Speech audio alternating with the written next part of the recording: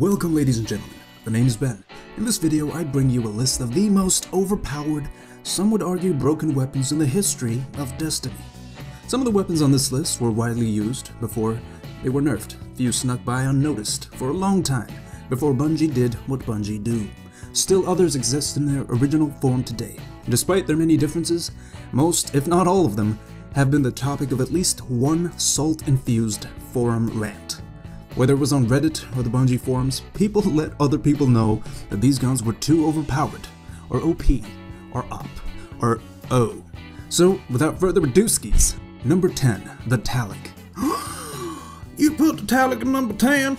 You better turn that list upside down before I turn your insides out up on here. Relax, Savage, I'll explain.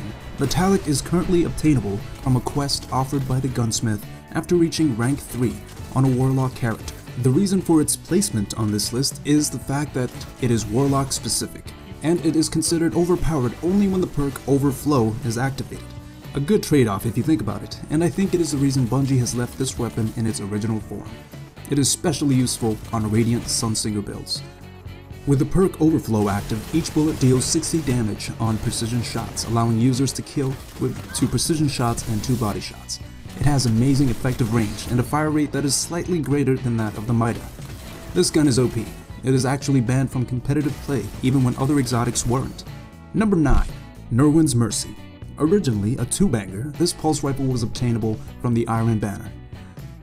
The vendor version sold by Lord Saladin came with the perks you see here. It was a consistent weapon, with amazing accuracy, but has taken a hit with the last major balancing patch. It is now a 3-shot kill that struggles to keep up with other archetypes like the Hawksaw or the Suros PDX-45, which boasts slightly higher fire rate for the same number of bursts to kill. It's a shame really, I really enjoy this guy. Number 8. Red Death. This pulse rifle is obtainable from exotic engrams, Xur, Nightfalls, and Raids. Originally it was a 2-banger dealing 108 damage per 3-round burst, with the perk Red Death allowing its users to stand their ground for much longer than any other weapon. It was also useful in raids and other PvE game types where modifiers prevented health regen. Short on health, simply shooting mobs or your own grenades or an explosive crate procced health regen. I used to have 3 of these, one on each character because it was my go-to gun for when I was having a bad game. Pull this out and play a little defensively, and before long I was back in action. Currently it is a 3-banger requiring 3 shots to kill, and I find it a little underwhelming, especially when facing other pulse rifle archetypes, although some do say it is still usable at medium ranges. Number 7. Hawk Moon. Unlike those of you on PlayStationopolis, we did not get the Hawk Moon until year 2, thanks Bungie. The Hawk Moon at close to medium ranges is still formidable. Compared to other hand cannons, it has amazing hit registration at range, and it is one of the few hand cannons that doesn't make you feel like you're firing blanks. It will frequently 2-bang for a kill, with 3 out of the 13 bullets dealing bonus damage. But that isn't something you can always count on, so its users have to constantly aim for precision shots to keep up with the competition that may not need precision shots for a quick kill. Before the great hand cannon nerf, this monster of a hand cannon used to kill with a single bullet to the head. And if that ain't cheese... Jeez. I remember watching Hawk Moon videos in year 1 thinking, I want to be where the real cheese is. That was a play on the Mermaid song. Then shut up. Number 6. Suros Regime. The Suros was the 3rd weapon Xur ever sold. Fun fact. In its original form, this auto rifle dealt 36 damage per headshot, and that was without the bottom half of the magazine, which could deal up to 55 damage per headshot. It was essentially a 6-hit kill, sometimes 4. And probably the first primary meta in Destiny. Some people argued that the fire rate of this gun was too low when using the perk Focused Fire, but there were ways around it. For example, you could spam the ADS button while firing to have the weapon's aim assist do all the aiming for you while firing at a higher rate. Or you could fire it like a scout rifle, dealing max damage with each bullet while firing faster than you would when using it full auto. I prefer using the first method, or aim assisted hipfire.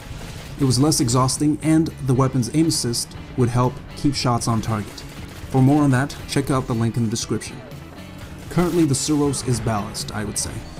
It's not ridiculously overpowered and it is not underwhelming. If you have one, I would give it a try. It's a lot of fun, unless you run into number 5 on this list. The Doctrine of Passing. This auto rifle can be found in the Trials of Osiris. It is of the high fire rate, low impact archetype. Other weapons of this archetype include the Arminius D, which is sold by the gunsmith, and Atheon's Epilogue from the Vault of Glass. What you see here is the OP per combo, counterbalance, and persistence. When this weapon fires at you, you will stagger to death. With a max stability setup, the Doctrine comes with a measly 50+ round magazine. Originally, each bullet dealt 19 damage to the head, allowing users to kill targets in 11 shots. But, to be honest, no one that has ever fired this gun has run out of bullets before getting the kill. Let's be real, you held the trigger down and it was over pretty soon. Not only that, if you've ever been hosed down by the Doctrine, you'll notice that it is impossible to move while it's happening. Since patch 2.2, it's been nerfed slightly, dealing only 15 damage per headshot, but with the magazine size and fire rate left unchanged, most people don't even notice the difference. Number 4. The Last Word. When I thought I'd never find a weapon as deadly and reliable and consistent and kind and loving as the Suros, I found the Last Word. And to this day I think no primary weapon in Destiny will ever complement a sniper rifle as well as the Last Word. In addition to having one of the highest fire rates in the game, the Last Word was originally a 2-banger. Can you imagine that? If you're new to Destiny, you probably can't even fathom that. Go ahead, try. See? You can't do it. The Last Word owed this overpoweredness to a bug that made the hip-fire bonus damage proc when the gun was not being hip-fired. That's 112 damage at medium, sometimes long range. At close range, it might as well have been a shotgun. One of the biggest differences users of the Last Word will notice is that it is not as consistent as it used to be while hip-firing. With patch 2.2, this was slightly improved when aiming down sight, but it is nowhere near what it used to be. It is still usable, definitely, so users can still engage targets up close with varied success. And we'll just leave it at that. Moving on. Next. Okay, here goes. Bring on the dislikes. Number 3. The Shmorn.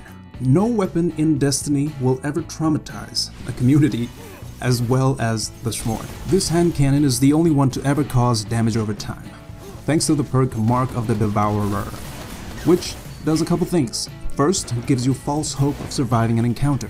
Then, it quickly poisons your soul. It was miserable running into this gun. Its reign as Meta King was probably longer than that of any other gun. According to the patch notes, the damage over time of this weapon has been minimized in PvP. And I'm getting hives just talking about this. So number 2, the Hopscotch Pilgrim. You're probably thinking, wait, you think this weapon was more OP than the Shmorn? Yes. Let me elaborate. Unlike the previous weapon, the Hopscotch was not widely available. You had to farm a lot of strikes for this one to drop, and when it did, you had to get a good perk set for it to be considered broken. The reason this gun was considered OP was because people couldn't counter it by pulling out one of their own. If you've ever run into a single Thorn Runner in Year 1, you know it wasn't long before the entire lobby followed suit. With the Hopscotch, not so much. The only counter to the Hopscotch was team shots or rushing with a shotgun. So, how was it broken? Well, the Hopscotch was broken in 2 ways. First off, it was a medium fire rate pulse rifle with the max damage that could be found on pulse rifles like the Messenger. Each headshot dealt 38 in damage. That's 114 damage per 3-round burst. Secondly, you could roll the perk Reactive Reload on the weapon, a perk that is no longer available on pulse rifles. This boosted the damage to 51 per headshot after the first kill and reload. Oh, and it may or may not have made the weapon a 2-body shot kill. A little side note. I had fun with this gun for about 2 weeks before it was nerfed. If you want to see more of this cheese, check out the link in the description. Before we hit the number 1 spot, here are some honorable mentions that are amazing, but didn't quite incite virtual riots or major nerfs like the ones we've already seen. The Fatebringer, the Messenger, the Grasp of Malik, the Mida Multi-Tool, the Hawksaw and its analog, the Suros PDX 45. Now, for the number 1 spot, the Vex Mythoclast. Found in the Vault of Glass from killing Atheon, the Vex Mythoclast was arguably the most sought-after weapon in the months following the launch of Destiny. The version you see here is actually the post-patch version. This weapon was so OP it got nerfed before many people got a chance to try it. Here's some footage from a guy named Rainbow. Watch this, just watch.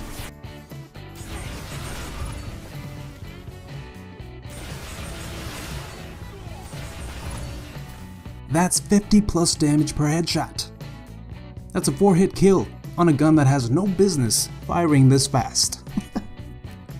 Oh, and it had 56 bullets in a magazine with the extended mag. Just absolute meltage. I'm not sure who field tested this weapon initially, or if Bungie was simply trying to create buzz around the raid with this new oh-so-secret weapon found only in the Vault of Glass. Yes, come inside. But they did a great job in making people rage quit whenever they came up against the Day 1 version of this gun. I never had the Day 1 version, but even after the first patch, which came within days of the first forum rants, this weapon was still devastating. You can check out the full gameplay by following the link in the description. Anywho, that's my list of the 10 most OP and or broken weapon primaries in Destiny. You agree? Did I forget one or two? Or maybe was your list incorrect? Also, if Bungie created a playlist where all the weapons you saw here functioned as they once did, would you dare set foot in said playlist? Think about it, then type at me about it. Until next time, God bless and deuces.